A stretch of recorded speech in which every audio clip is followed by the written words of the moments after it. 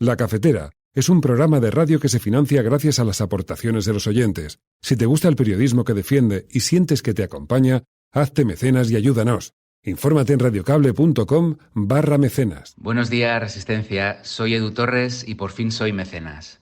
Y es algo que me hace muy feliz porque llevo escuchando Radio Cable desde hace ni se sabe los años. Y me hace muy feliz porque por fin puedo devolveros tantas horas de información de calidad, sosegada, alternativa, rigurosa y, en definitiva, el servicio público que hacéis. Por cierto, aunque os escucho desde Madrid, mi trabajo está muy vinculado a Soria y más concretamente a Numancia. Los numantinos y numantinas resistieron durante 20 años a las legiones romanas, más numerosas, mejor equipadas, bien entrenadas. Así que la Cafetera es la resistencia numantina de nuestro tiempo y me hace muy feliz formar parte de ella. Muchos besos y abrazos, Cafetera.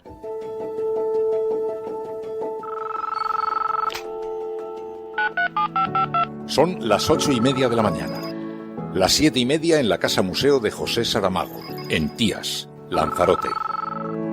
Buenos días, mundo. ¿Quieres un café? La Cafetera.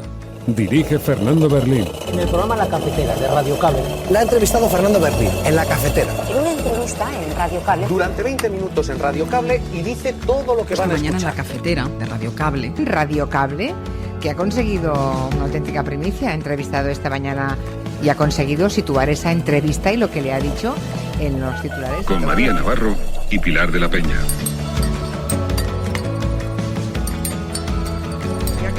Cuidado porque con las cosas que había dicho, que yo le oí la grabación del programa de Fernando Berlín, Mire, yo parafraseando a Radio Cable, no estás sola. Bueno, pues creo que estamos ante unas cifras de paro que indican que hoy es un día muy positivo para nuestra ciudadanía. Por primera vez en un mes de octubre baja el paro, una cantidad muy considerable. Es verdad que queda muchísimo por hacer y que todavía hay muchas familias que tienen miembros de la misma en paro, pero también tengo que señalar que los datos son muy positivos. Por tanto, como vengo diciendo, buen día para la ciudadanía española, creo que mal día para los agoreros. Para lo que tiene que servir esto es para que la historia de Queipo de Llano esté en los libros del texto, ¿no? Que salga de la Macarena y que entre en los libros del texto. Y que las alocuciones de Queipo de Llano, algunos de esos textos, estén en un libro de texto, ¿no? Porque es fundamental que se conozca esta historia. Bueno, pues evidentemente como jefe militar de Andalucía también fue responsable del asesinato de Federico García Lorca y hay que contar quién era esta gente y hay que contarlo por sus hechos. Pues mire, yo la verdad es que me gusta mucho más hablar de los vivos que de los muertos. Y creo que la política debe centrarse en solucionar los problemas de los vivos y dejar a los muertos en paz, pero allá cada uno con sus prioridades. Me preocupa mucho la situación económica de mi país, la situación social de mi país y la situación institucional de mi país. Y por tanto yo no voy a hacer política con los muertos, porque no creo que esa sea la prioridad de los ciudadanos españoles en este momento.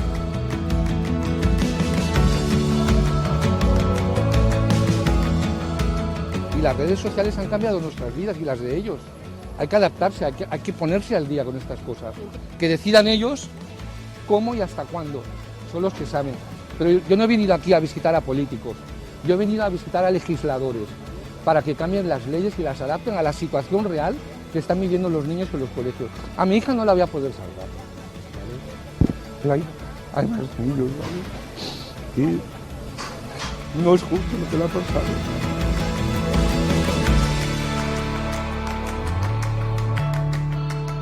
We have to be more determined. All of us who reject political violence and voter intimidation, and I believe that's the overwhelming majority of the American people, all of us must unite to make it absolutely clear that violence and intimidation have no place in America. We know democracy is at risk. But we also know this. It's within our power, each and every one of us, to preserve our democracy. And I believe we will. COP27 must lay the foundations for much faster, bolder climate action now and in these crucial decades, when the global climate fight will be won or lost.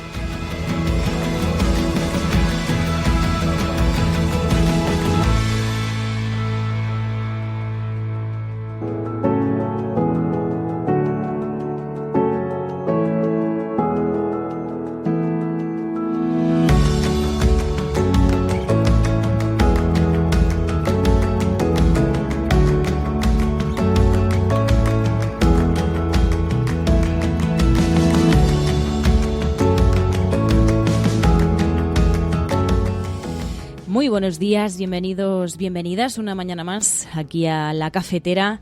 Hoy es nada más y nada menos que 4 de noviembre de 2022 y como escuchabais hay muchos temas sobre la mesa. Uno de ellos es la resistencia laboral que está habiendo en nuestro país. Es el hashtag de hoy, La Cafetera, resistencia laboral, y es que el empleo resiste a la crisis con el mejor octubre de su historia.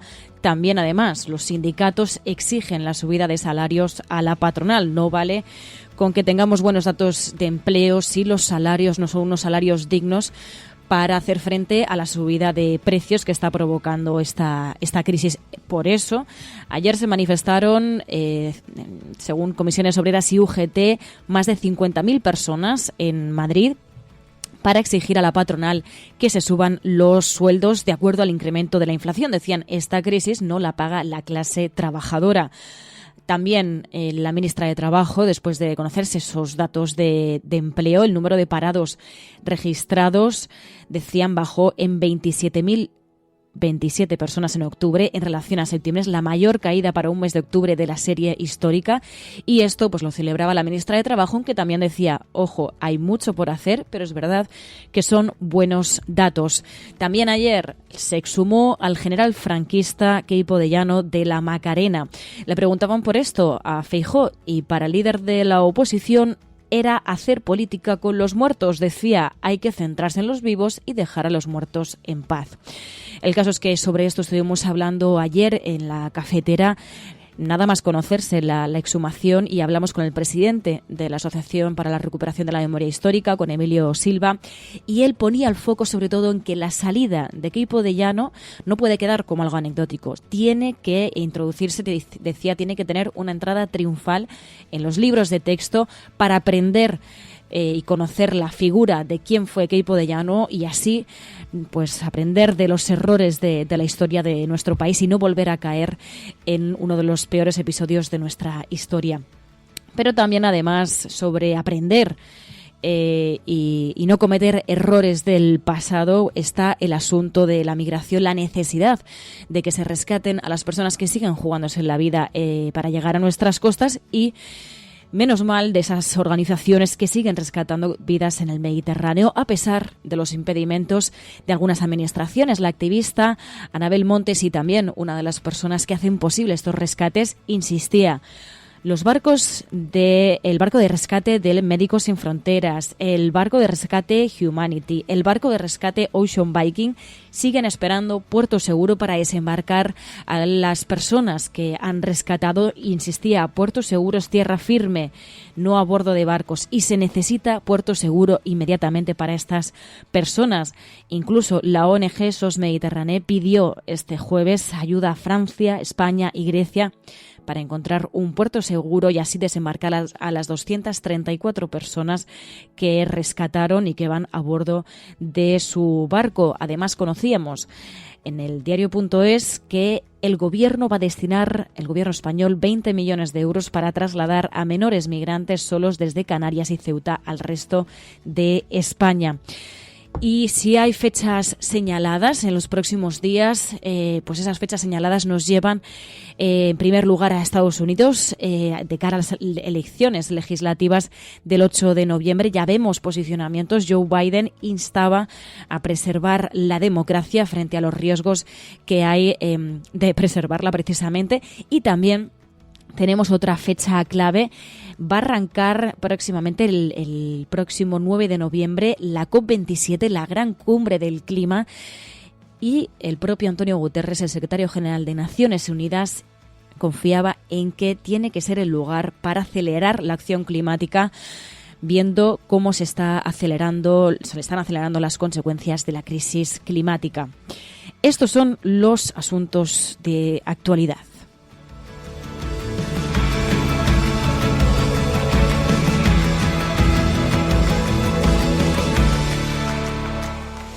Pero como sabéis, los viernes también tenemos espacios para el sosiego, también para hablar más en profundidad con Pilar de la Peña, con ese resumen de prensa internacional, para conocer cómo han visto los medios internacionales lo ocurrido en nuestro país a lo largo de esta semana.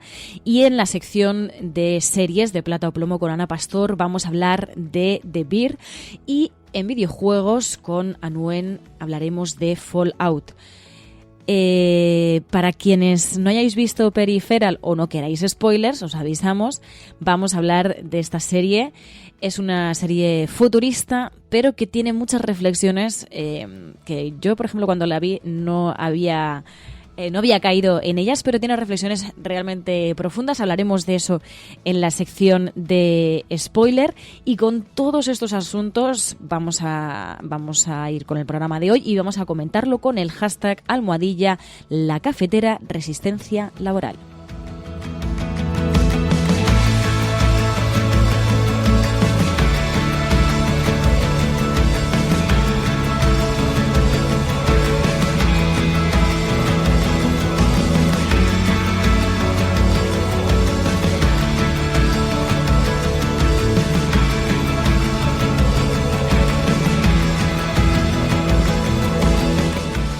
Y empezamos saludando a aquellas personas que os habéis levantado pronto, que estáis en directo. Muy buenos días, Cristina, muy buenos días, Angélica, Mamen, José, Dimuscus, Gaizka, Odemiro, por aquí también tengo a Tania de la Fuente.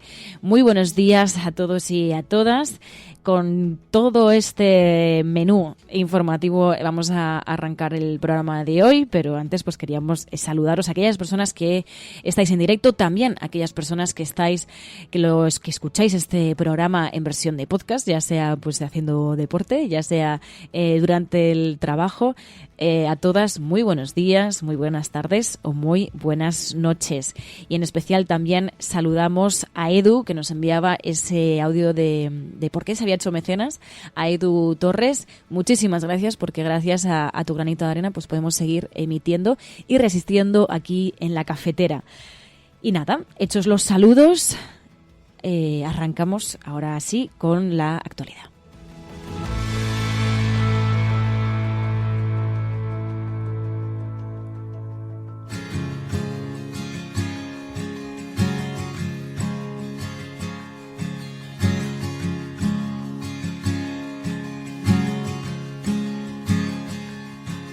Took a long time to know what I wanted, and now I do, and I will wait on you.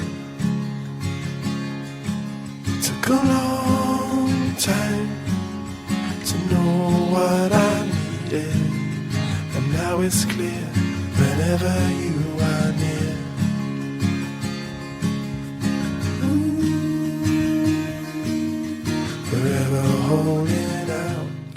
Y vamos abriendo las páginas de los periódicos, y uno de los asuntos que ha saltado es el del paro, el del empleo.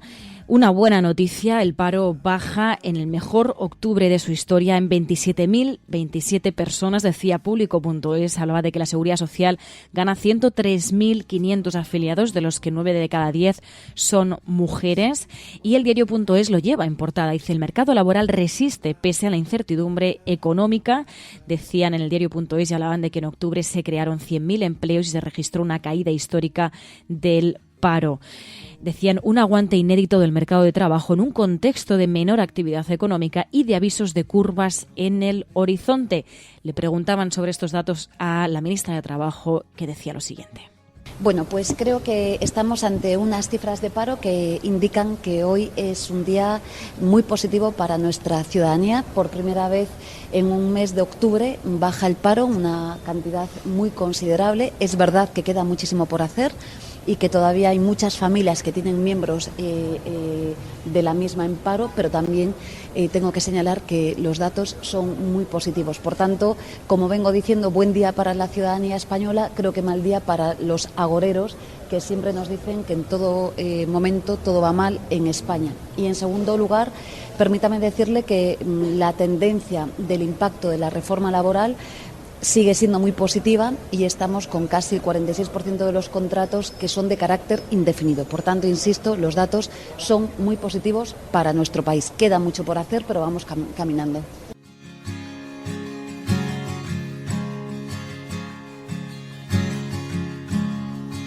Esto decía la ministra de Trabajo y valoraba así los datos de empleo. También, además, ayer pues los sindicatos, comisiones obreras y UGT convocaron una manifestación a la que acudieron unas 50.000 personas en Madrid, decían, para exigir a la patronal, decían, salario o conflicto. El lema de la manifestación era: esta crisis no la paga la clase trabajadora.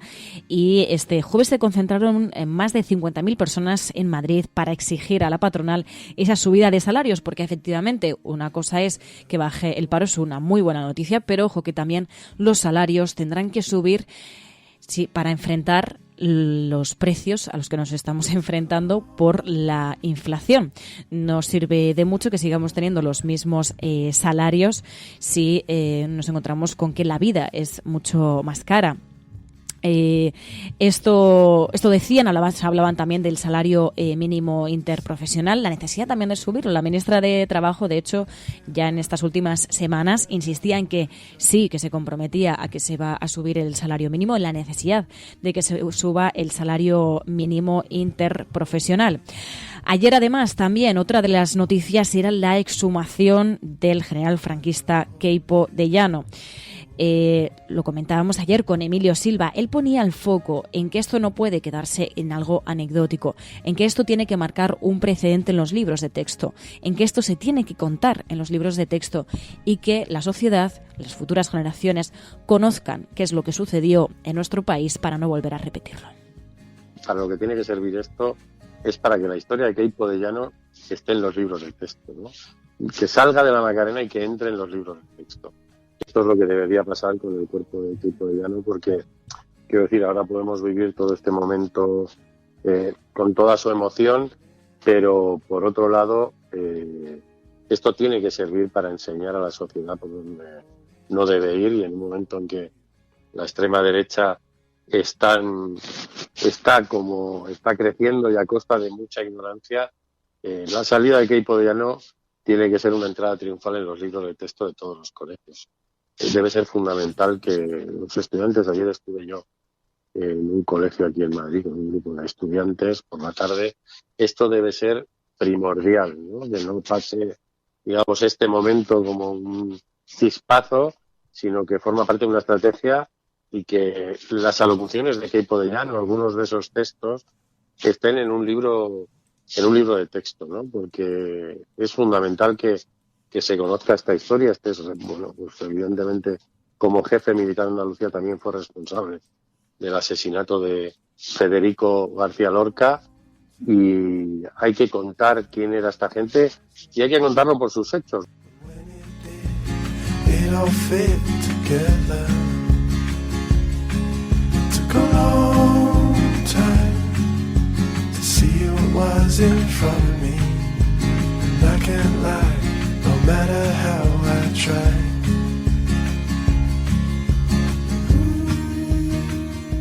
Contar quién fue Queipo de Llano, no borrar lo que pasó en la historia, recordarlo para que no vuelva a suceder.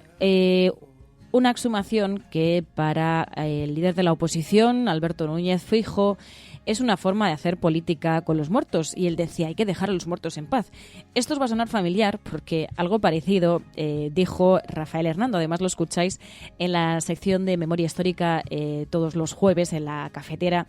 Esas palabras, ¿no?, de Rafael Hernando, de que hay que dejar a los muertos en paz. En su momento, en 2017, Rafael Hernando decía: me gusta que los muertos descansen en paz. Esto de estar todo el día con los muertos para arriba y para abajo, pues no sé, supongo que será entretenimiento de algunos. A mí me gusta pensar en los vivos y no en los muertos. Esto en 2017, Rafael Hernando. Ahora, Núñez Feijóo, líder del Partido Popular en 2022. Pues mire, yo la verdad es que me gusta mucho más hablar de los vivos que de los muertos. Y creo que en la política debe centrarse en solucionar los problemas de los vivos y dejar a los muertos en paz, pero allá cada uno con sus prioridades. Me preocupa mucho la situación económica de mi país, la situación social de mi país y la situación institucional de mi país. Y por tanto yo no voy a hacer política con los muertos, porque no creo que esa sea la prioridad de los ciudadanos españoles en este momento. Esto decía Alberto Núñez Feijóo sobre la exhumación de Queipo de Llano. Decía Infolibre: desde 1951 estaba enterrado allí, y el BOE del 20 de octubre, con la publicación de la nueva ley de memoria, cambió esa historia. 2 semanas después, Queipo está fuera tras un proceso reglado.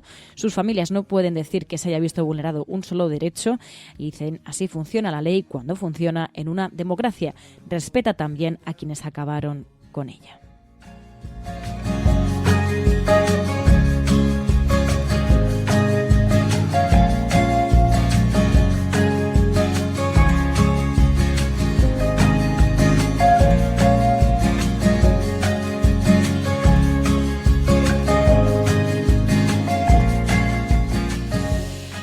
Y ayer también escuchabais antes a José Manuel López, padre de Kira López, que es una joven que se suicidó después de sufrir una campaña de bullying.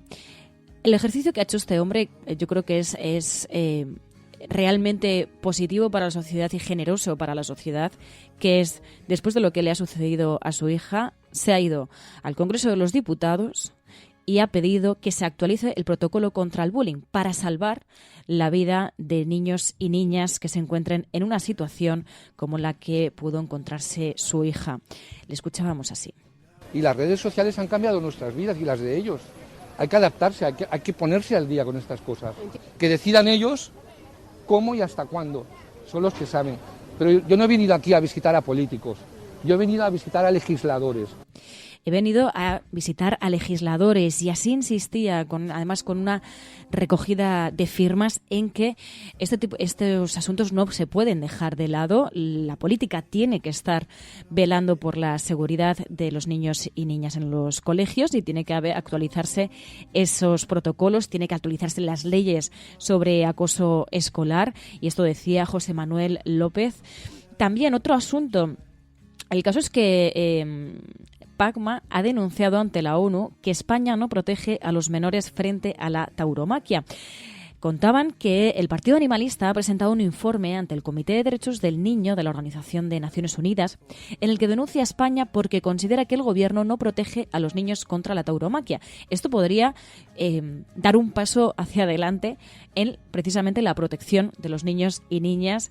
Decían que el informe, que se llama Desprotección de la infancia frente a la violencia de la tauromaquia en España, asegura que el gobierno ha ignorado deliberadamente las recomendaciones del Comité de los Derechos del Niño, decían, con constantes y reiterados incumplimientos de la Convención sobre los Derechos del Niño. Y explicaban, PACMA recuerda que España volverá a ser evaluada en 2023 por este comité, y ese es el motivo por el que ha presentado a Naciones Unidas ese informe, en el que defienden que solo en Baleares está prohibida la asistencia de menores a las corridas de toros y que esto debe cambiar. Así que iniciativas también que ayudarían a proteger a los niños y niñas, en este caso de los actos en los que se practica la tauromaquia. Además, también hablábamos de fechas señaladas.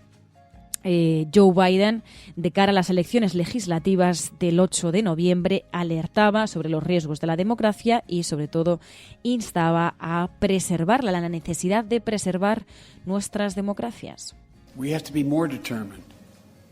All of us who reject political violence and voter intimidation, and I believe that's the overwhelming majority of the American people, all of us must unite to make it absolutely clear that violence and intimidation have no place in America. We know democracy is at risk. But we also know this, It's within our power, each and every one of us, to preserve our democracy. And I believe we will. Creo que sí, que se puede reservar la democracia, decía Joe Biden, y esto, insisto, de cara a las elecciones legislativas del 8 de noviembre, que veremos en qué posición dejan a los demócratas. Esto en el caso de Estados Unidos, sobre todo. Esto ocurre en Estados Unidos, pero también revela los riesgos, ¿no?, que podemos tener que las democracias y que, como insistimos aquí muchas veces en el programa, no podemos pensar que ya está todo conquistado, que la democracia no puede ser objeto de ataques y no puede encontrarse en una situación de vulnerabilidad. De ahí también lo importante que es, como decía Joe Biden, preservarla y protegerla de los riesgos en los que nos encontramos. Además, también queríamos poner el foco en algo que además ha puesto el foco en la portada de La Vanguardia, los riesgos también de la crisis climática, de cómo estamos empezando, cómo seguimos notando los efectos y que se están, cada vez son más reveladores los efectos de la crisis climática. Escuchamos a Antonio Guterres, secretario general de Naciones Unidas, hablando de las esperanzas que puede haber en esa COP27, en esa gran cumbre del clima, insistiendo en que tiene que acelerarse la acción climática. Escuchamos, como digo, a Antonio Guterres, secretario general de Naciones Unidas. COP27 must lay the foundations for much faster, bolder climate action now and in these crucial decades, when the global climate fight will be won or lost.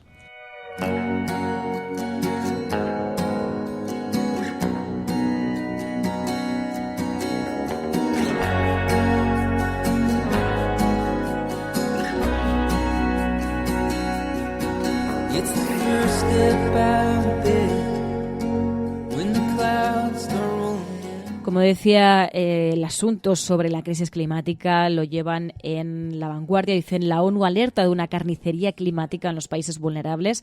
La organización calcula que las zonas damnificadas necesitarán 350.000 millones anuales hacia el 2023. Y también este asunto lo llevaba, el asunto sobre los efectos de la crisis climática y también del cuidado del planeta lo llevaba Público.es, alertando sobre las cifras de deforestación. Decía, la deforestación en la Amazonía alcanza el nivel más alto en 15 años y los combustibles sostenibles tienen mucha culpa.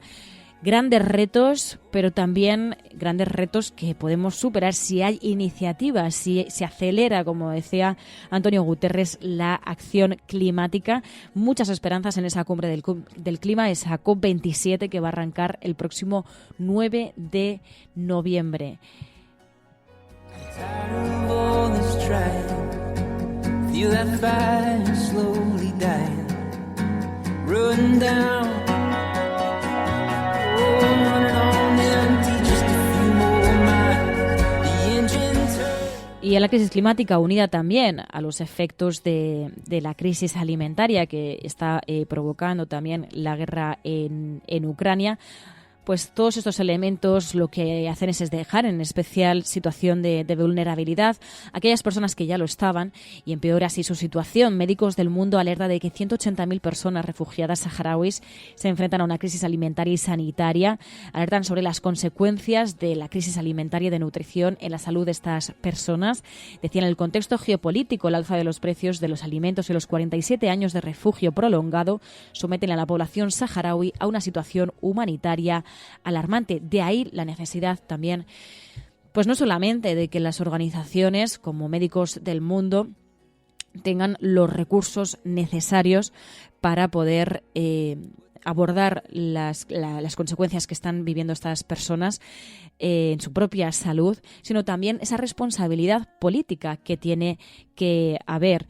Menos mal de las organizaciones, menos mal de organizaciones como Médicos del Mundo, también menos mal de organizaciones como SOS Mediterráneo, también como Médicos Sin Fronteras, que siguen salvando vidas. En este caso estamos hablando de vidas rescatadas en el Mediterráneo. Como os contábamos, hay varios barcos de rescate, varias organizaciones que han rescatado a cientos de personas que han arriesgado su vida para llegar a nuestras costas. Estamos hablando del barco de rescate de Médicos Sin Fronteras, también del barco de rescate de SOS Humanity, también del Ocean Viking de SOS Mediterranee. Buscan puerto seguro. Incluso también desde Ocean Viking, el barco de rescate de SOS Mediterranee, el coordinador de rescate recordaba las obligaciones que tienen los estados de dar puerto seguro a estos barcos. It's important to recall that the international maritime law that regulates search and rescue activities at sea also provides for clear obligations for the states, and it's an obligation for the states to provide a place of safety for ships that have been engaged in SAR operations and that carry survivors on board. Así lo decía el coordinador de rescate de la organización SOS Mediterranee, y de hecho han pedido este jueves ayuda a Francia, España y Grecia para encontrar un puerto seguro donde desembarcar a las 234 personas rescatadas por su barco, el Ocean Viking, antes de que el tiempo empeore. Es urgente que estas personas consigan un puerto seguro para desembarcar. Y también conocíamos una información de eldiario.es que nos hablaba de una iniciativa del gobierno español sobre los menores migrantes. El gobierno, decían, destinará 20 millones de euros para trasladar a los menores migrantes solos desde Canarias y Ceuta al resto de España. El Ministerio de Derechos Sociales llevará el próximo martes al Consejo de Ministros una nueva dotación presupuestaria para apoyar la acogida de estos menores, la acogida de los menores que las comunidades se comprometieron a recibir desde las regiones que más niños migrantes alojan, y así no dejar en manos de Canarias y de Ceuta la acogida de estos menores que, insistimos, menores que están solos y que necesitan pues un espacio en el que tener una vida digna, un día a día digno. Ahora van a hacer esa dotación, el gobierno va a destinar esos 20 millones de euros para trasladar a estas personas, a estos menores desde Canarias y desde Ceuta. So don't let them keep you down. Don't let them keep you down. No, don't let them keep you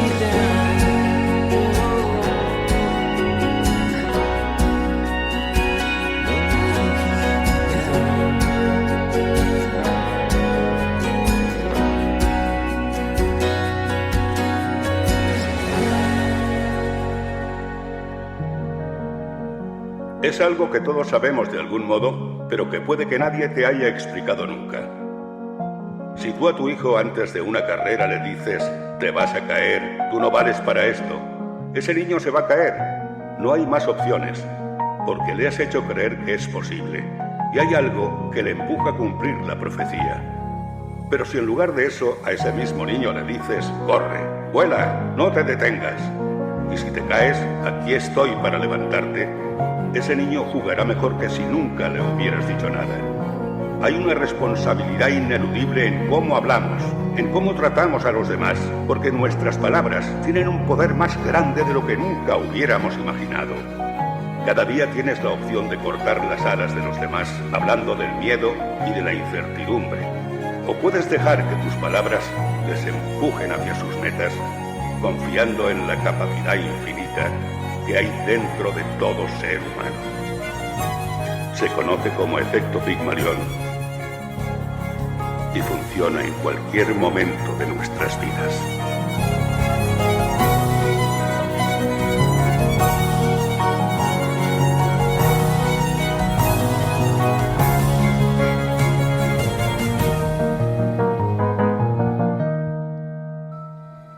We don't need a destination, let's go where the river's taking us.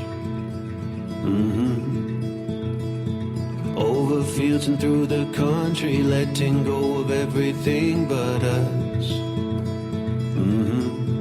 Over the rainbow.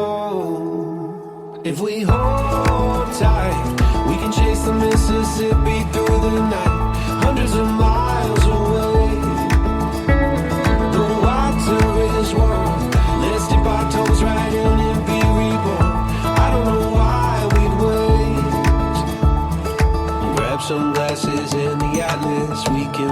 smarter than a phone.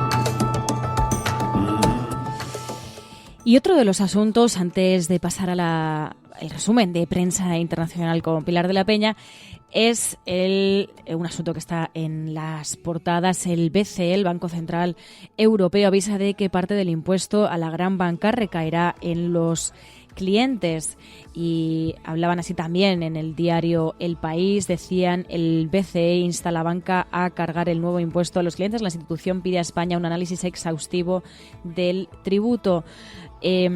Sánchez insistía en que hay impuestos que ya están en otros países, como Reino Unido, en Italia, en Bélgica, en Francia, en Suecia. Decía: necesitamos bajar impuestos a la clase trabajadora y, por lo tanto, a la hora de mantener nuestro estado del bienestar, aquellos que más contribuyan sean aquellos que más tienen.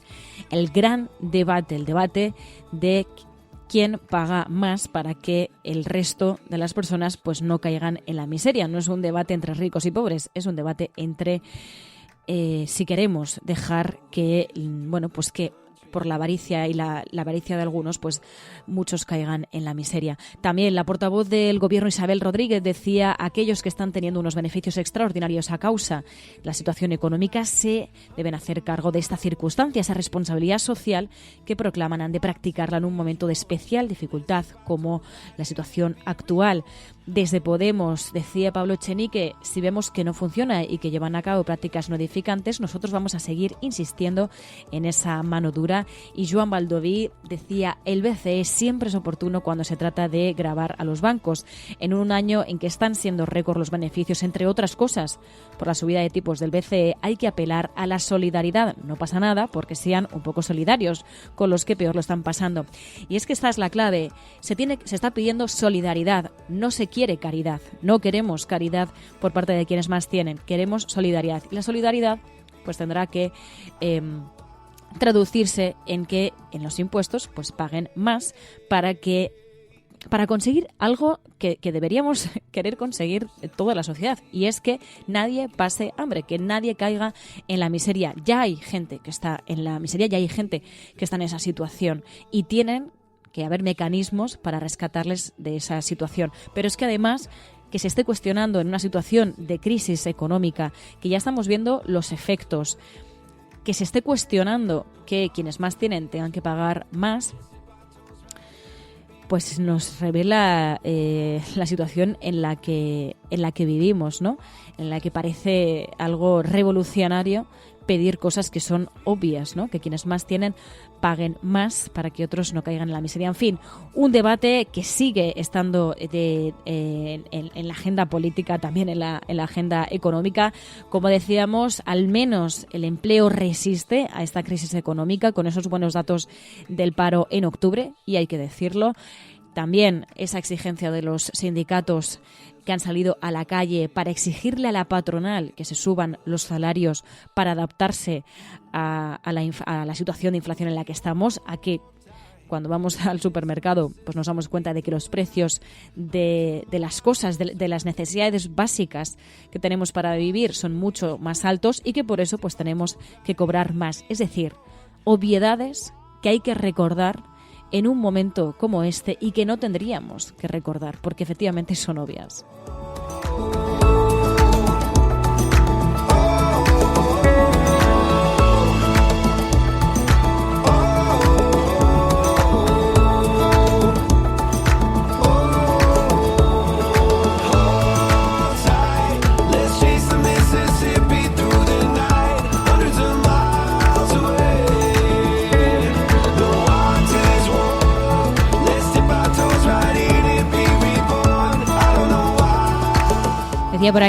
Decía por aquí Gaizka: ¿cuánto tiempo sin escuchar ese efecto Pigmalión? Qué necesario, para dar un poquito de optimismo, ¿no? Ante la actualidad que parece bastante agorera, pero ojo, que también hay datos positivos, y creo que es muy importante el tema de los datos del empleo, que en una situación, como decía el diario.es, ¿no?, de gran incertidumbre, que podamos tener esos datos de empleo y que sigan, ¿no?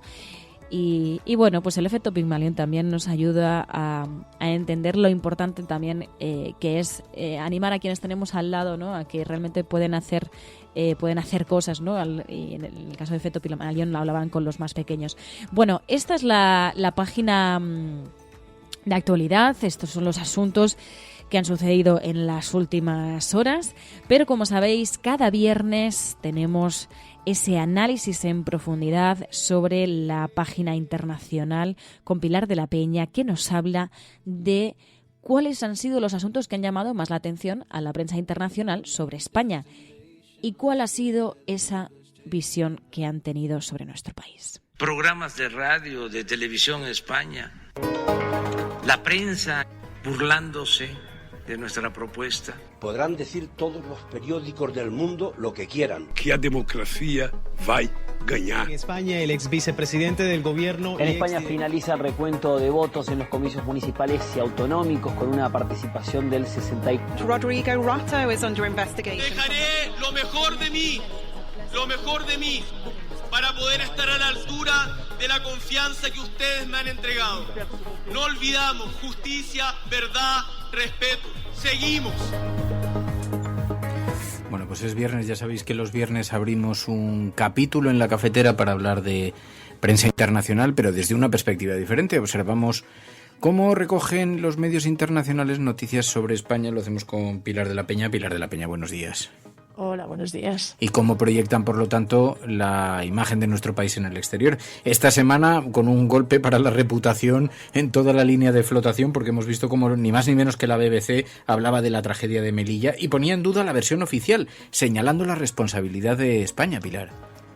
Sí, ha sido un reportaje de African Eye, que es su división o especializada, sus periodistas especializados en África, que han publicado y han emitido un reportaje y un documental muy, muy detallado y muy profundo, muy en profundidad sobre lo sucedido en Melilla el pasado 24 de junio, ¿no? En el que bueno, pues realmente sucedió este incidente que explica el documental, que se sabe que están confirmados 24 inmigrantes fallecidos, pero se cree que puede haber muchos más, porque el propio documental explica que hay más de 70 personas que siguen desaparecidas y de los que no se ha vuelto a saber. Él describe un poquito el reportaje de la BBC lo que sucedió e intenta profundizar en cómo un asalto, que además no era ni el primero ni el segundo, es decir, que son asaltos o intentos de inmigrantes que intentan saltar la valla y entrar en España y en Europa, en suelo español, en suelo europeo, pues se producen con cierta regularidad, que hizo que fuera tan violento y realmente provocara este impacto, ¿no? Y entonces tienen acceso, investigan, hablan con numerosos testigos, con víctimas o con algunos de los inmigrantes que estuvieron allí, y además tienen acceso y revisan pues decenas de vídeos, tanto privados como públicos. De hecho, especifican y revelan que la Guardia Civil les dio acceso a las grabaciones de su sala de control, y entonces que han repasado y han detallado un poquito lo sucedido en este incidente. Y lo que destaca especialmente la BBC, de hecho, tanto el artículo en inglés como el artículo en español, lo que señala es a España en su titular, ¿no? Más allá de que se pone de relieve que la responsabilidad, digamos, más directa, pues es la fuerte represión que tienen las fuerzas marroquíes contra los inmigrantes, y que realmente pues detallan pues golpes, disparos de balas de goma, de gases lacrimógenos, incluso en situaciones en las que lo único que hacen es obligarles y les dirigen que quedan aplastados contra la valla. Pero sin embargo los titulares señalan la implicación de la responsabilidad de España, ¿no? Por ejemplo, para que te hagas una idea, en BBC Mundo lo que dice es que España vio y no impidió, las fuerzas españolas vieron y no impidieron que decenas de inmigrantes murieran apaleados en su frontera, ¿no? Y en este sentido pues llama la atención, porque además el reportaje de la BBC detalla algunas cosas y considera que algunas de las explicaciones o de las afirmaciones de la versión oficial defendida por el Ministerio del Interior pues encuentra algunas contradicciones, ¿no? Por ejemplo, sí señala que aunque desde el Ministerio del Interior se ponía de relieve que casi todos los muertos fueron en suelo marroquí, encuentran imágenes en las que hay algunos que al menos están en la zona que estaba controlada por España, en esa zona un poco de tierra de nadie, pero que contribuía, o que era pues controlada por por las fuerzas españolas. También pues cuestionan ante esa idea de que no hubo devoluciones en calientes y que no se expulsó directamente a algunos inmigrantes, desvelan que hay imágenes que sí muestran incluso que agentes marroquíes entraron en suelo español para arrastrar incluso cadáveres, con lo cual realmente la BBC hace una serie de afirmaciones que dejan pues bastante en cuestión la versión española y lo sucedido, ¿no? También indica un poquito cómo señala también a la Unión Europea y esta política de externalización de fronteras, que además revela que en julio se anunció un gran acuerdo con Marruecos por el que se iba a desembolsar casi 500 millones de euros en 5 años para este tema, y bueno, pues señala realmente el papel de España y la responsabilidad en esta tragedia que resalta es una de las más violentas nunca en una frontera de la Unión Europea, y que de hecho han repasado y ha llegado a otros medios, ¿no? Esto es lo que denuncia la BBC y otros medios internacionales se han hecho eco de ello. La ONU también ha pedido que se revise y ha señalado que este incidente pudo haber más de lo que se ha contado hasta ahora. También hemos visto cómo en el Financial Times advertían que viene el lobo en España con la subida de tipos que puede poner a muchos dueños de casas e hipotecas al borde del abismo, ¿no? Sí, la verdad es que es un artículo inquietante que invita a la inquietud y que señala este hecho. Además se titula algo así como que viene el lobo, ¿no? Y advierte de que estas subidas de tipo que estamos viendo por parte del Banco Central Europeo y esta tendencia a encarecer las hipotecas, pues realmente puede tener un impacto muy importante en España, que además ya estaba sufriendo una inflación y una crisis por la baja de los precios, pero que esto realmente puede afectar a numerosas familias. Y recordaba de que además está muy reciente las imágenes del impacto que tuvo el estallido de la burbuja inmobiliaria en España, ¿no? Y precisamente menciona cómo empujó a centenares o por no decir a miles de dueños de casas a situaciones de no poder hacer frente a la hipoteca, a ser desahuciados de sus hogares y realmente a una crisis social y económica muy significativa. Por ello pide atención y alerta de que esto puede estar sucediendo en España, ¿no? Se fija y detalla varios casos que muestran cómo puede afectar esta subida de tipos y esta subida del precio de la vida y del coste de la vida en España, y pide pues que se preste atención a esto y que se alerte del riesgo que puede tener para la sociedad española. Oye, hemos visto también un reportaje en Reuters que sostiene que 5 años después del 1 de octubre y de la declaración unilateral de independencia, el músculo económico de Cataluña estaría debilitado. ¿Es así? Viene a sostener esto, ¿no? Sí, es un artículo que firma Joan Faus, que es uno de sus corresponsales aquí en España, y bueno, que explica un poquito cómo, más allá del impacto político y de todas las consecuencias que hemos visto en la crisis a nivel político, digamos, 5 años después del proceso, pues se puede señalar que realmente se ha saldado todo el fenómeno y el movimiento.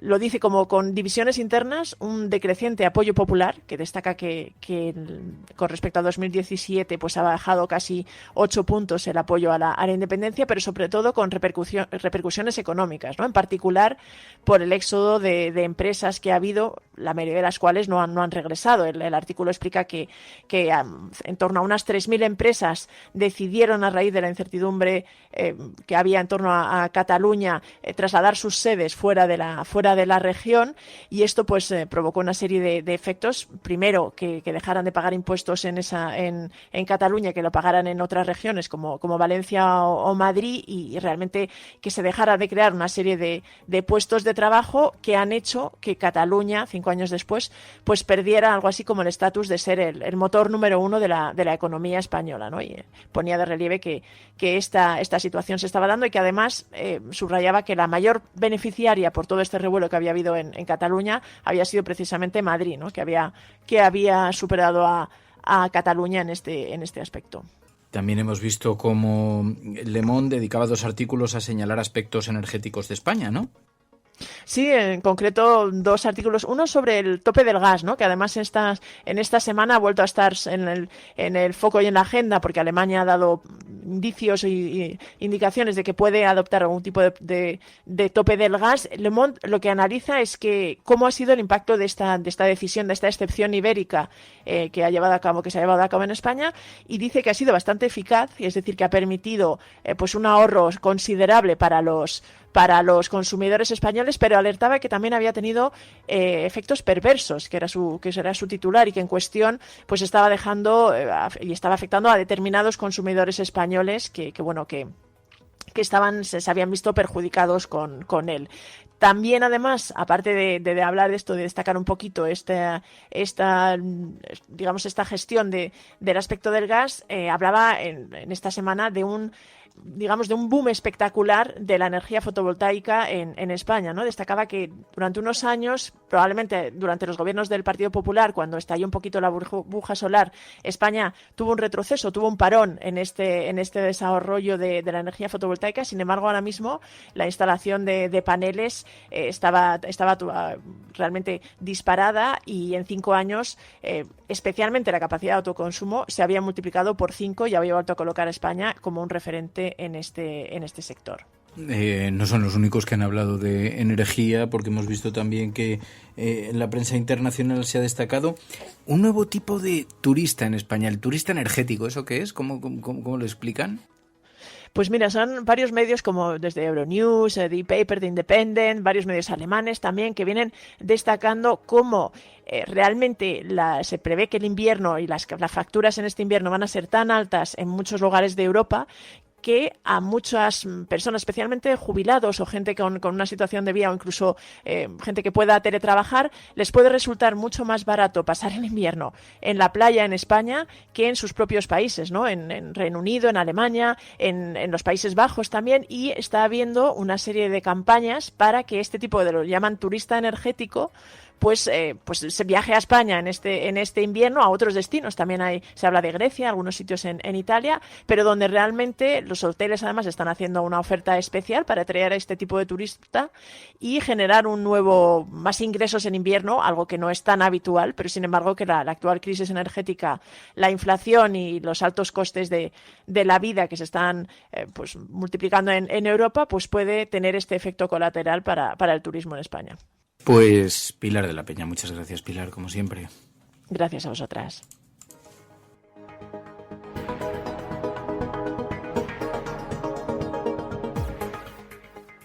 La Cafetera es un programa de radio que se financia gracias a las aportaciones de los oyentes. Si te gusta el periodismo que defiende y sientes que te acompaña, hazte mecenas y ayúdanos. Infórmate en radiocable.com/mecenas.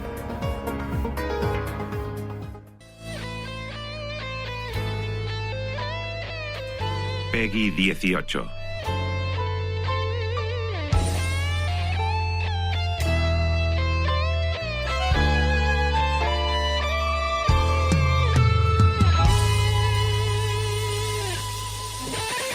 Bueno, pues los viernes también es el día que hablamos de videojuegos en la cafetera. La sección se graba los jueves por la tarde y lo hacemos además a las 7 de la tarde en nuestro canal de Twitch y en el canal de YouTube, comentando con los oyentes los videojuegos de los que estamos hablando, que recomendamos, y también echando luego una partida a algún videojuego. Normalmente, últimamente está siendo el Among Us, pero es muy divertido porque son partidas en las que participan los propios oyentes. Entonces nos juntamos un grupo y jugamos unos contra otros. Es muy divertido. Pasaros un día por el canal de YouTube o por el canal de Twitch un jueves por la tarde a las 7 de la tarde y lo veréis. Y una de las jugadoras habituales es Anuen. Anuen, muy buenos días. Buenos días.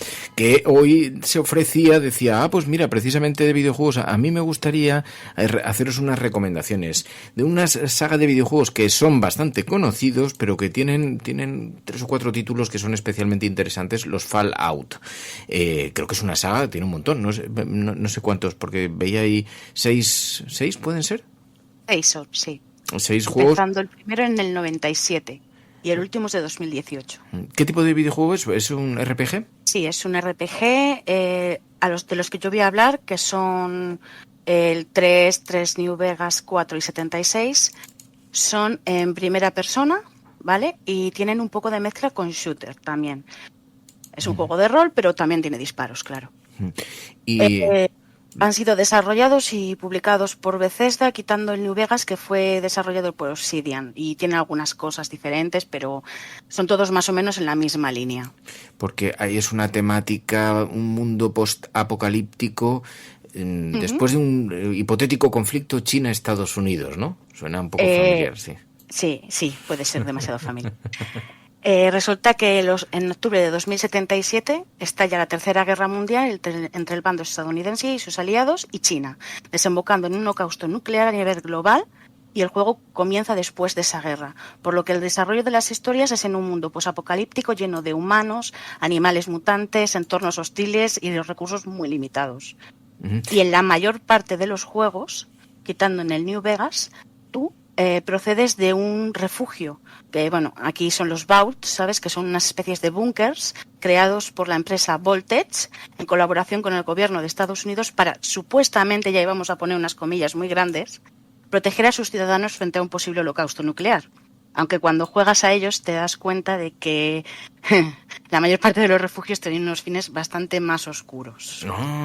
Y entonces vemos, es una cosa distópica, así, post-apocalíptica, de guerra. Tienes, sospecho, que defenderte de las especies y mutantes zombies que van por todas partes. Estoy viendo calles oscuras, sí, son habitaciones silenciosas de sustos, esqueletos encima de las camas. Pero no te das muchos sustos, hombre, algunas veces sí, pero sí, te puedes dar sustos porque como te aparezca un enemigo muy fuerte y tú estés a un nivel muy bajo, te va a comer vivo. Pero no, por lo general puedes, además, como es un juego de rol, hay muchas situaciones que no hace falta que utilices armas.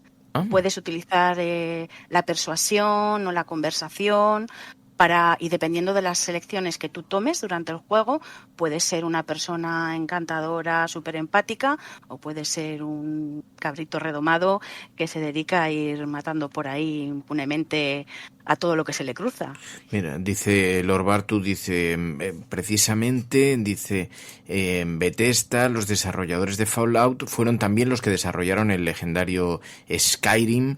¿Y de qué años son? Porque veo que por lo menos el 3 tiene gráficos que son bastante modernos, ¿no? Parece un juego muy antiguo, ¿no? Pues mira, el primer Fallout y el segundo, uno es del 97 y el otro es del 98. Pero luego ya el Fallout 3, cuando lo cogió Bethesda, es del año 2008. El New Vegas de 2010, el 4 de 2015, que ahí ya dieron un cambio. Los gráficos también les mejoraron en la misma línea, pero muy mejorados. Y luego el Fallout 76 de 2018. O sea que son algunos relativamente recientes. ¿Y qué diferencia hay entre ellos? ¿Por qué has elegido estos? Pues los primeros juegos son en perspectiva isométrica y realmente, a ver, yo no he jugado, entonces tampoco puedo hablar de ellos, pero la forma de juego creo que es muy diferente. Lo que tienen los que yo he elegido, que es del 3 al 76, es que son, sobre todo del 3 al 4, esos tres juegos, son muy inmersivos, llegan a calarte muy hondo, de tal manera que cuando ves, por ejemplo, después de haber jugado a estos juegos, al menos le ha pasado a más gente que ha jugado, ¿vale? Tú ves una serie o una película en la que sale Washington DC, que es donde se desarrolla el Fallout 3, y es que estás viendo el monumento a Washington y lo estás viendo destrozado, con supermutantes, y te quedas mirándolo con cara de, madre mía, cómo me ha afectado este juego. Es maravilloso. Y oyes hasta la música de fondo, te ves paseando con música de Billie Holiday, es genial. Qué guay.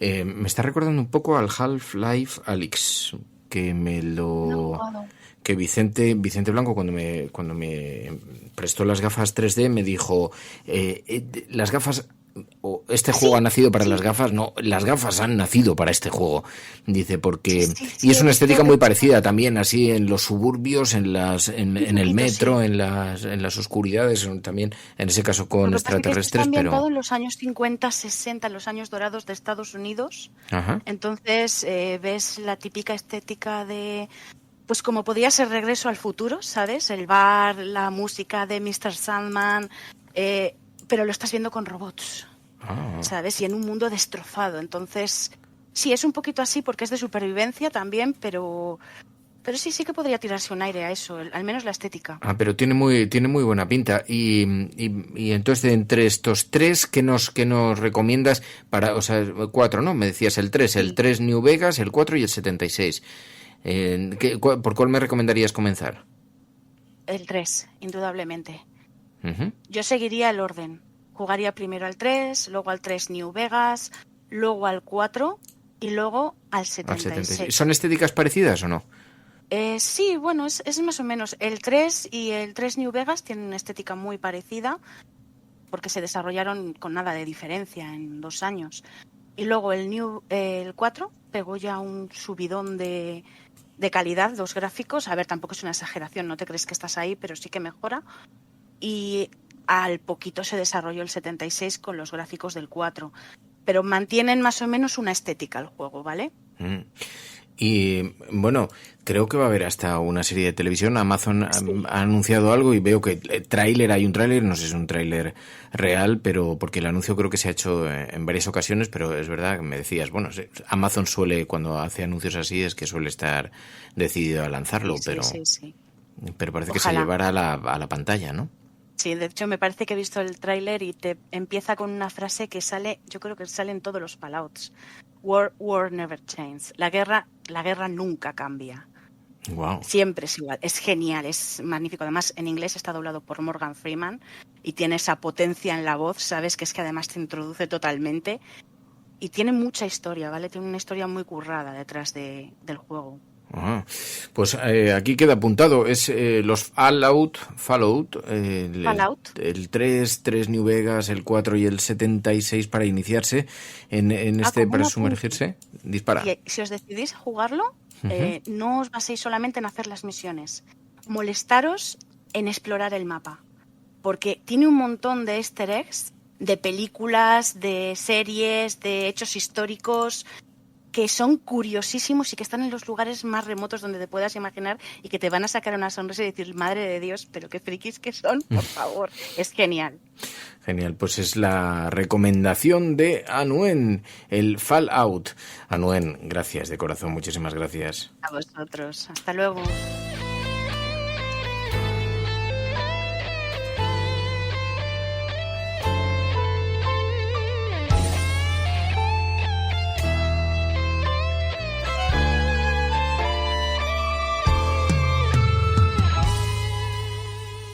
La Cafetera y Neutral presentan Plata o Plomo. El mundo en series. En el Juego de Tronos o ganas o mueres. Con Fernando Merlín y Ana Pastor. ¿Sabes dónde estás? Es una radio pirata. De la zona neutral. Nos recuerda un poco por qué luchamos. La noche es oscura y alberga horrores. La noche es oscura y alberga horrores. Nada cambia de golpe. Si estuvieras en una bañera que se calienta poco a poco, morirías hervida sin darte cuenta. Estamos juntos. Somos un trío. ¿Nosotros vivimos románticamente juntos? Hola, habla con Walter White. Usted dijo que estaba casi muerto, ¿vale? Dijo que moriría en cualquier momento. Éramos capaces de ser y hacer todas esas cosas porque estábamos informados por grandes hombres reverenciados.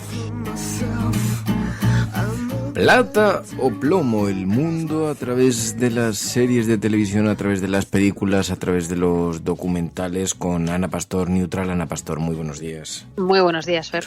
Con una propuesta, mira que me ha extrañado, además, claro, es verdad que Disney Plus arrastra con la marca la imagen de que se hacen productos básicamente juveniles, nada que ver. Algunas de las propuestas de esa plataforma están siendo propuestas muy interesantes para adultos, pero en este caso es una serie de televisión, El Oso, y me ha sorprendido porque además tiene una patina de comedia. Sí, The Bear, que tengo que decir que efectivamente Disney Plus, que tiene otra de las series mejores, en mi opinión, de los últimos años, que es Dope Chic, de la que ya hemos hablado también. Esta no te voy a decir que es de la mejor que he visto en años, pero que este año puede convertirse en la que más me ha gustado, es posible. The Bear es el viaje de vuelta de un chico joven que es cocinero y que vuelve al local familiar, un pequeño bar en Chicago donde se hacen bocatas. Él viene de un periplo exitoso de ser cocinero en varios de los mejores restaurantes del mundo y aterriza allí por una cuestión personal. Ha muerto su hermano y tiene que asumir el control del local. Ves Chicago, ves cómo funciona una cocina por dentro, las implicaciones emocionales que tienen la vuelta para él, el cambio radical de vida. El actor es maravilloso, el papel de Carmen, que es el nombre del protagonista, es Jeremy Allen White, que mucha gente quizá lo va, en cuanto le ponga cara sabrá que es Shameless. el actor de Shameless, y me parece que tiene un montón de elementos, incluida la maravillosa banda sonora y ver la ciudad, que forma parte, yo creo, también es uno de los protagonistas, la propia ciudad. Me ha encantado. 25 pounds? No, I ordered 200. Where's beef? You still got that meat connect? You get $12.50 for that on eBay. Boom. You cut vegetables like a bitch. Not system. System, baby. System.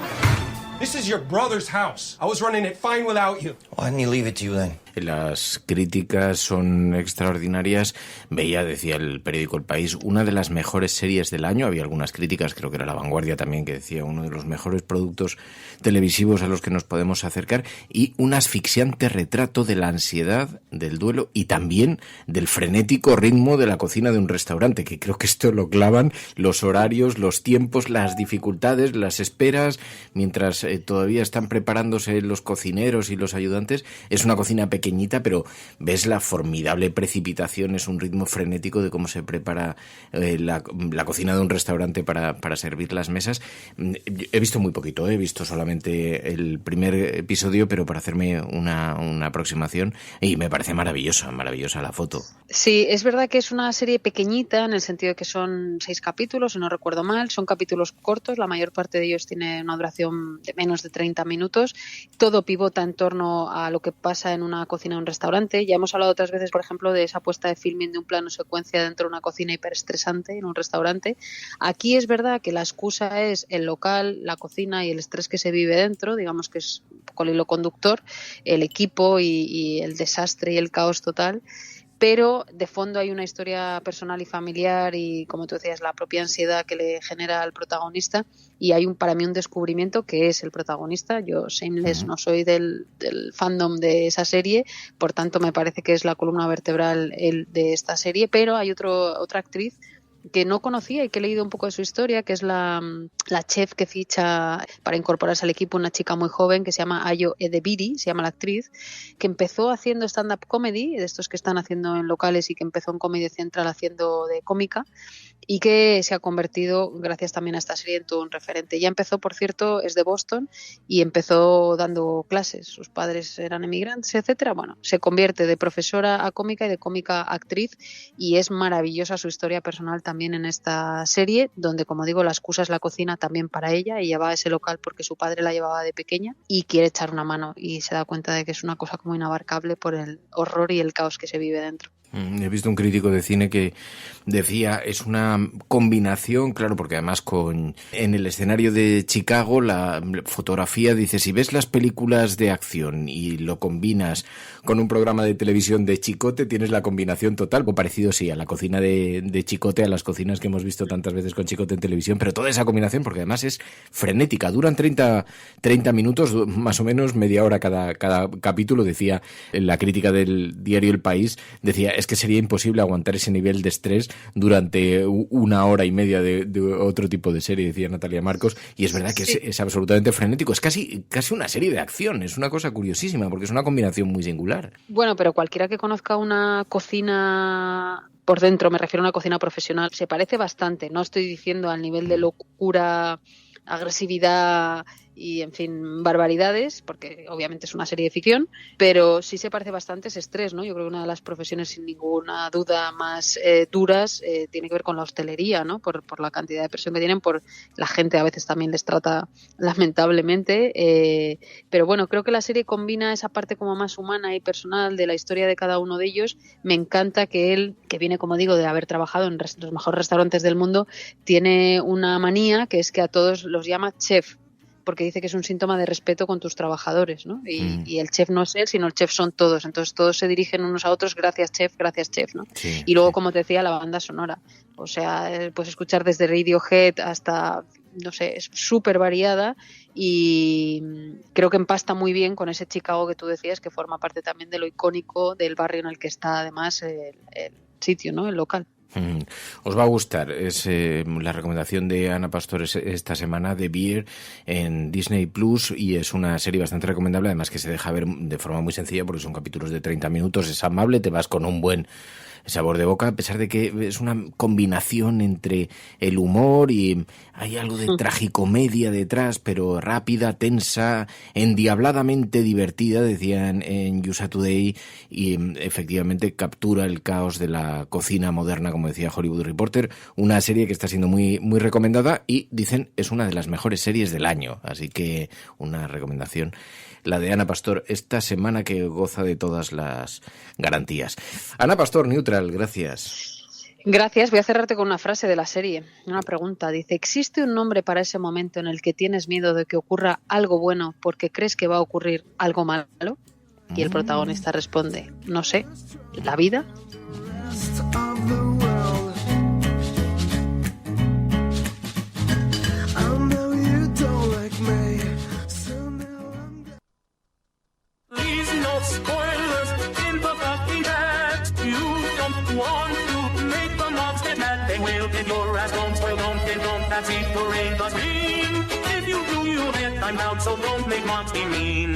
Ah, queridos amigos, el spoiler esta semana en la cafetera. Como terminamos la semana pasada Los Muertos del Dragón, hemos pasado unos días en la vacía nube de la incertidumbre, sin saber de qué íbamos a hablar en este programa. Mira, ya me están enviando mensajes de quiero mi chapa. Si quieres tu chapa, trae a tu presidente. ¿Quieres chapa? Yo, presidente tiene chapa, chapa tiene presidente. Y, de hecho, mira, vamos a hacer el gran acto de generosidad que si le entrevistamos le damos chapas para todo su Consejo de Ministros. Son 12, ¿cuántas chapas? Oye, que son unos cuantas. Oye, es verdad, no, que nos van a arruinar nuestro capital de chapas, ¿sabes? Bueno, llevábamos una semana discutiendo junto a los oyentes de la cafetera qué serie iba a sustituir a Los Muertos del Dragón aquí, porque sabéis que venimos haciendo este espacio de el chimichimi spoiler cafetero, que viene a ser hablar de una serie como hablarías con tus compañeros de la oficina. O sea, llegas por la mañana y no dices, ay, no me haces spoiler, que no he visto todavía. No, le dices, tío, qué fuerte, has visto cómo le cortó la cabeza a Damon en el descanso de las 12. Sí. La cerveza igual no te la tomas, pero las patatillas sí. Claro, entonces hacemos aquí un vermut cafetero que lo hacemos los jueves por la mañana y lo escucháis aquí en la cafetera los viernes. En este programa, que es el que puedes escuchar mientras haces otras cosas. Esto sí que es radio de verdad y no esas mierdas que te dan por ahí. Bueno, ese es otro problema. Que entonces...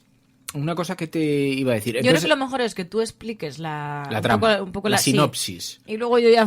Y luego tú ya, a ver qué has entendido tú. Entonces, un oyente de la cafetera nos dijo, bueno, pues sustituir Los Muertos del Dragón por esta nueva serie de Peripheral, que está en Amazon Prime. Buena movida, de serie. Que es una buena movida de serie, es drogadura para el cerebro. Y entonces, pero es de los creadores de Westworld. A mí esto me ha flipado, porque Westworld es una serie que me gustó mucho. Westworld es una especie de escenario gigante que tienen, en lugar de actores, robots. Y que tú te metes ahí disfrazado de vaquero y haces lo que quieras, porque como son robots te permiten cualquier salvajada, matarlos y tal, hasta que empiezan a tener conciencia. Entonces a mí la serie me flipó. Bueno, pues una serie también así neofuturista, distópica, relacionado con la tecnología, así de ciencia ficción, es esta nueva serie de Peripheral, que acaban de estrenar en Amazon.es. Entonces se presta bastante al chimichimi. Dijimos María.es y yo, venga, pues vamos a verla. María.es se puso a ver la noche y se quedó dormida. Una vergüenza, porque 10 minutos antes me había enviado un SMS diciendo, ya estoy sentada para verla. Sí. Y entonces, esta mañana cuando ha venido me dice... encontrar gente también que tuviese Amazon. Ya. La viste acompañada. ¿Te quedaste sola dormida tú? No. Vaya. Nos quedamos dormidas las dos personas. Una serie de éxito, como veis. Aquí, sin embargo, la vimos entera. Yo la vi con María Galería. Vimos el primer capítulo y yo le dije a María, vete a dormir porque yo voy a ver un poco más. Pero es que encima, ¿sabes qué me pasó? No. Que me quedé dormida y eran luego y entonces... Cuando me desperté digo, buah, pues si sigue la serie es que tampoco es tan tarde. Porque digo, bueno, pues el capítulo es 1 hora, pero ojo, qué bien, ¿no? Que he dormido tanto y parece que es media hora. Y claro, mira, ya iban por el capítulo 3, ¿sabes? Y miro la hora y era a las 2 de la mañana. Digo, ostras. Por las rediosas, ¿qué es lo que hiciste nomás? Entonces... Bueno, total, que la Mary ha visto poco de esto, entonces voy a tener que sacaros yo de dudas. Esta es una sección que se fundamenta, como bien sabéis... Bueno, y en comentar...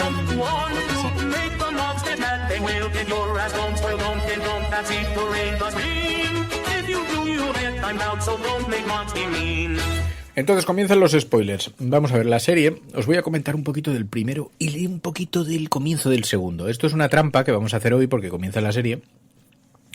pero explica bien un poquito de qué va a ir, porque si no, no lo descubres hasta el segundo. Tú te quedaste en alguna nube, pero vamos. No, pero esta mañana lo he retomado. El caso es que luego me he visto un resumen. Ah, vale.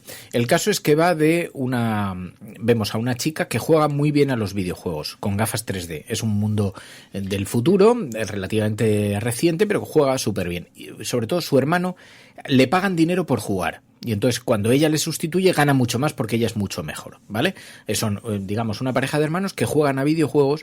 Su madre está muy enferma y entonces ellos juegan a videojuegos a través de unas gafas 3D y como juegan tan bien, pues ganan dinero con ello. Flynn y Barton, ¿vale? Flynn es la chica estupenda. Y Barton, el chico. El hermano. Se puede decir, como dice Chris Mola, que es un thriller futurista. Ocurre una cosa un día. Una empresa de Colombia le envía al hermano unas gafas especiales super mega 3D inmersivas. Y entonces le dice, si juegas con estas, yo te pago una fortuna. Y entonces él dice, en realidad no me las están enviando a mí, porque se las están enviando a mi hermana, que es la que juega cuando me sustituye, que es la buena. Entonces le dice, venga, pruébalas tú, tía, que juegas de puta madre, y te lanzas a eso.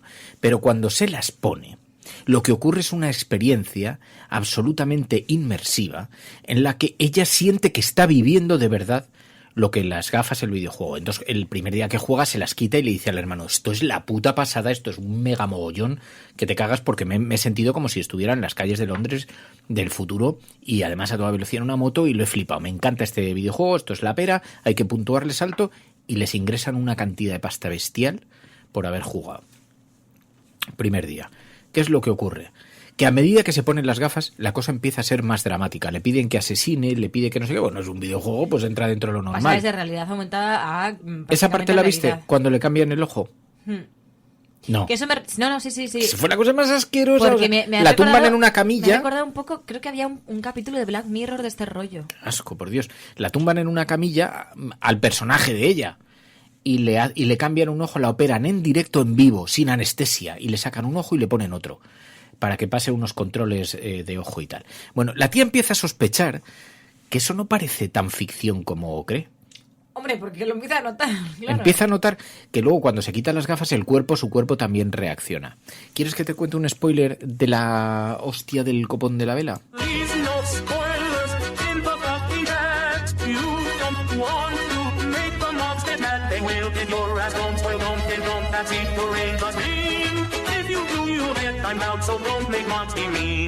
Te agradecería que ya que no cantas esta canción, por lo menos el bailecito lo hicieras. Lo he hecho. Así, un poco así de como si estuviéramos descerebrados los dos, no solo yo. Así como así como de hombros. Eso. Y entonces, bueno, ¿qué es lo que ocurre? Descubriréis en el capítulo siguiente que no es que estuviera probando un videojuego.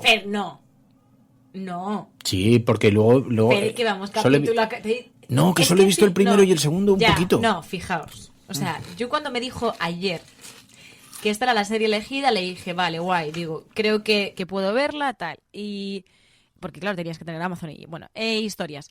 Y le dije, solo hay que ver el primer capítulo. Que te conozco, que te la vas a ver entera. Sí. Es un metaspoiler. No, un metaspoiler es un spoiler. No, lo voy a hacer, ¿sabes por qué? ¿Qué sentido tiene entonces, Fer, que comencemos la semana que viene? Para tener contexto. Y ya están los dos además en antena. Es decir, no he hecho nada que no puedan hacer ahí tres. No he hecho nada que no puedan hacer el resto de espectadores. Pero no, porque entonces le quitas magia al siguiente programa. Bueno, no, mira. Lo voy a hacer porque creo que es donde está...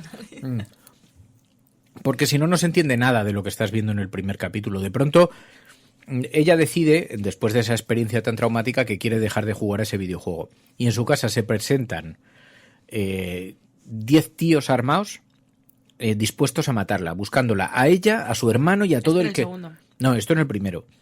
Claro, tú te quedaste dormida. Y entonces, bueno, como te quedaste dormida, no vas a saber qué es primero y qué es segundo. Pero se presenta un ejército a matarles. Y entonces ella dice, ¿pero qué clase de mierda de videojuego he probado? ¿O qué he hecho? ¿Al que he matado en el videojuego lo habré matado de verdad? Buah, tío. Entonces se monta una gorda que te cagas y les atacan. Y de pronto descubres que el hermano de ella no solo jugaba a videojuegos, es un exmilitar que tiene debajo del sofá de su casa un arma de que te cagas y todos sus amigos son exmilitares, incluido... ¿Te acuerdas uno que le faltaban los brazos y las piernas? Sí. Pues ese también es un exmilitar. ¿Y que sale en el videojuego? Sí. Que son todos un grupo de militares amigos que juegan juntos a videojuegos y tal, pero es que habían estado en una guerra.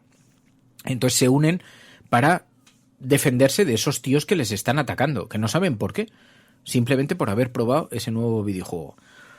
Ocurre una cosa que se desvelará unos minutos después y ya vais a flipar. Resulta que en realidad no estaba jugando a un videojuego. Cuando ella se ponía el casco, estaba manejando un cuerpo real, no solo a distancia, un cuerpo real en el futuro. Entonces le encargan matar a alguien y ella dice, jo, esto es la hostia, lo estoy sintiendo como tal. En realidad es un mando a distancia para manejar con su cerebro un robot de verdad que imita a una persona exactamente igual, con los mismos rasgos y tal. ¿Tú has visto Avatar? ¿Has visto la peli Avatar? Sí. Que el tío se pone un casco, se tumba en una y está manejando a su avatar. Pues lo mismo, pero en el futuro. Vale. Entonces, en realidad, no le han contactado ella de Colombia. Manejando... Está manejando un avatar, un robot, en el futuro. Pero lo maneja con su mente. Solo que ella vive, percibe todo como si lo estuviera protagonizando. Ella maneja un robot, pero que está en un mundo real. En un mundo real, de pero personas de carne y hueso. De 70 años después. Pero el resto son de carne y hueso menos ella. El resto son de carne y hueso menos ella. Entonces, ¿cuál es la paradoja? Porque es una especie de viaje al futuro a través de un robot. Pero ¿cuál es la paradoja que a mí me parece interesante para conversar? Tengo una pregunta luego, ¿eh? Claro.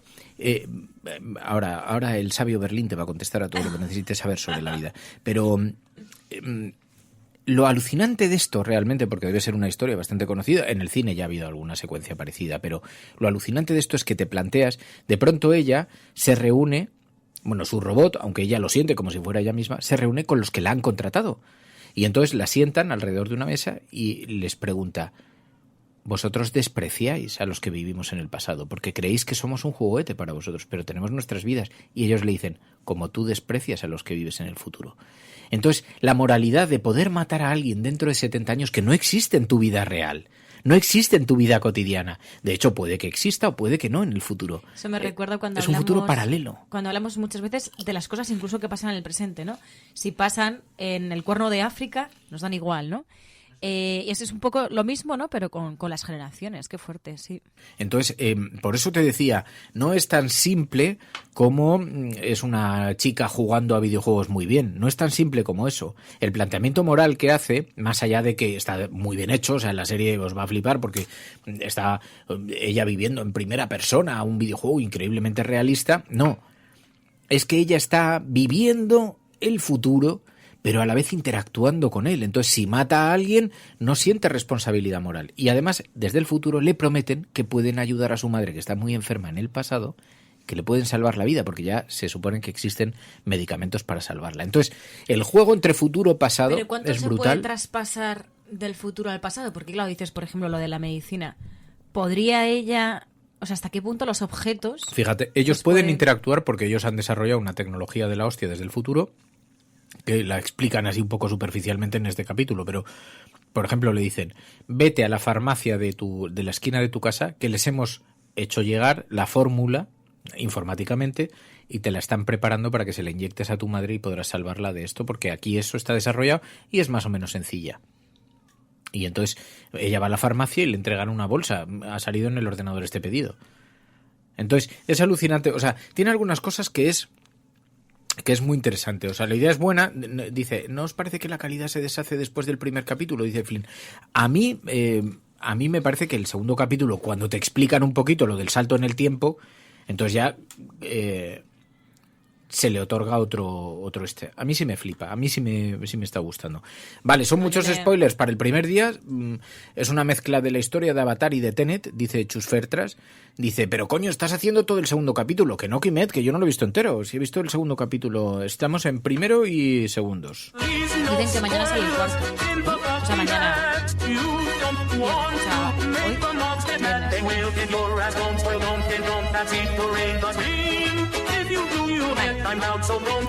Vale, ¿nos mola para cogerla como serie? Tengo dos incógnitas. Sí, que igual tampoco me puedes resolver. No. ¿Quieres ponerte más? No. Vale. Dispárala. Una, ¿por qué ponen hincapié? O sea, cuando ella se pasa el videojuego y va a sacar dinero al cajero, sí, se encuentra con un sheriff. Sí. Que le mola.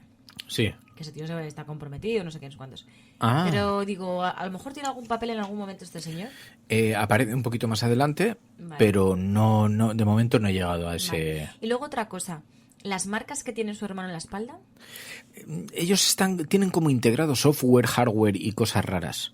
Porque están en un futuro, o sea, en realidad, incluso la historia del presente es un futuro más allá del actual. Entonces, ellos interactúan, tienen como... Sí, es 2035 aproximadamente. Con buena rima. Eso tiene una buena rima. Y el futuro es como 2090 y algo. Dice, a Mary le va el chimichimi y aquí hay tensión sexual no resuelta, no se sabe. Hombre, con el sheriff tiene que pasar algo, ¿no? Con el sheriff puede que pase algo. Ahí igual encontramos un chimichimi, pero... El futuro, no, lo que es muy fuerte es que ella, cuando se mete a jugar en el videojuego, tiene cuerpo de hombre.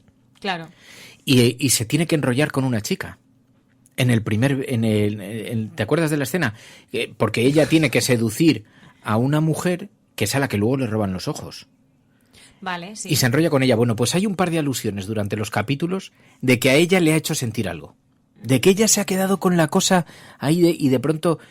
No concretan mucho porque mientras se está enrollando tiene que matarla, ese es otro problema, pero de pronto se queda con la cosa y recuerda como los besos que le estaba dando, porque claro, ella ha experimentado a través de otro cuerpo, pero ha experimentado de pronto la cosa, no sé, yo creo que esta serie va a tener, son implantes, lo que tienen son software, son hardware, implantes que les permiten controlar drones y pequeñas cositas. Como Years and Years, ¿no? Tipo Years and Years, sí. Y ya está muy interesante. Ya por último, claro, ahora me estoy acordando que de todas las veces que hemos...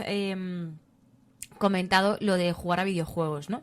A ver, son juegos. Sí. Pero claro, juegos de matar a gente... O sea, esto te plantea dilemas. Dices, a ver, sé que es un videojuego. Pero en este caso estás interactuando con seres humanos, tal. Y eso pasa, por ejemplo, un videojuego de cazar animales. Esto ha pasado aquí. Un día estábamos jugando al Red Redemption 2. Estaba Mame en Paz viendo el programa y mi personaje tuvo que matar a un ciervo y destriparlo. No deja de ser un dibujo, no deja de ser un programa. Y Mamen puso un mensaje, ¿te acuerdas, Mamen? Que puso un mensaje de ¡hala, qué horror, Berlín, qué sanguinario! Es un videojuego, es un gráfico, es una animación, pero claro que simboliza cosas. Y entonces, bueno, imagínate si además estás interactuando con el futuro que mata seres humanos de verdad. Eso ya es la pera, claro, eso ya es otra liga. Pero bueno, aquí lo dejamos. Spoiler, empieza esta serie, así que tenemos nueva compañera en la oficina de Peripheral.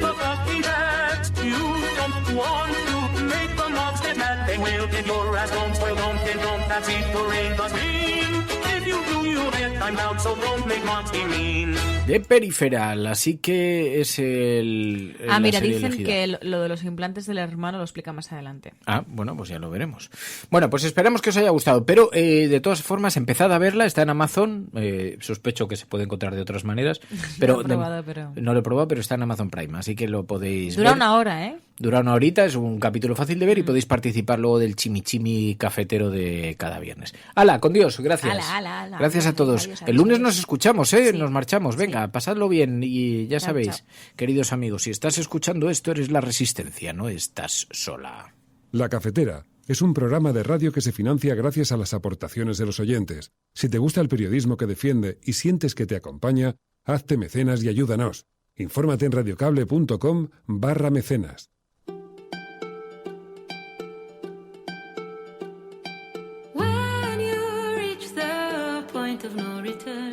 Tengo muchos amigos, muchos compañeros, mucha gente que me aprecia. Pero si mi corazón no anda, preciso un cardiólogo. Eso me lo da la sociedad. Y si mi auto se para en una esquina, preciso un mecánico. Y eso me lo da la sociedad. Y preciso zapatos. Y si no estuviera eso, andaríamos como un cuero. Seríamos una criatura insignificante. Porque fue la sociedad que nos creó el instinto. Eso de pertenecer a una grey, aprender a cooperar entre nosotros y enfrentar las dificultades. Y esto es la construcción de la civilización. La civilización no es otra cosa que la solidaridad intergeneracional, que nos cae como un regalo cuando nacemos, pero nos cae con sus dolores, con sus amputaciones, con sus mezquindades también. Y la lucha es eterna y permanente. Nunca vamos a llegar a un mundo perfecto. Vamos subiendo escalones. La esperanza no es llegar, la esperanza es caminar. No hay triunfo seguro. El único triunfo es volverse a levantar cada vez que uno cae y volver a empezar. ¿Por qué? Porque al fin y al cabo, el primer valor es la vida. Y el único milagro que hay arriba de la tierra es haber nacido.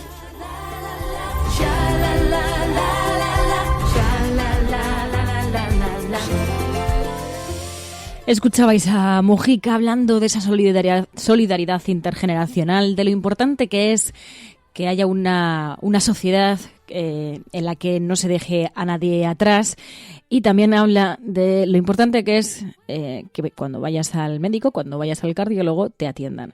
Hoy empieza la huelga sanitaria en Madrid, arranca la huelga de sanitarios y sanitarias contra el nuevo modelo de atención primaria del gobierno de Ayuso. Los paros comenzarán a las 3 de la tarde de este viernes y finalizarán a las 12 de la noche del domingo día 6, dice Público.es.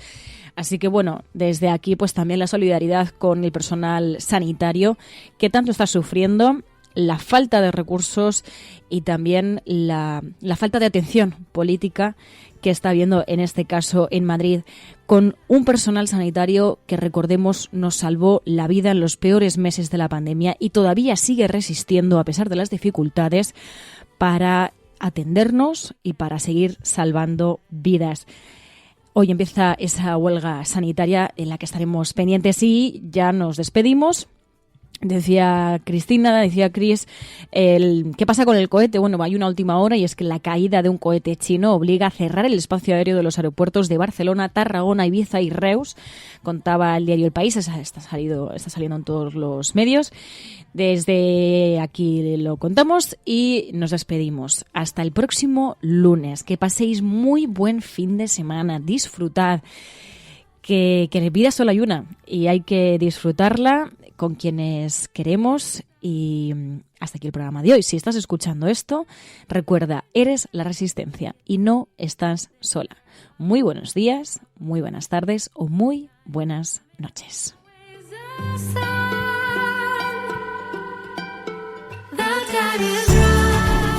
La Cafetera es un programa de radio que se financia gracias a las aportaciones de los oyentes. Si te gusta el periodismo que defiende y sientes que te acompaña, hazte mecenas y ayúdanos. Infórmate en radiocable.com/mecenas.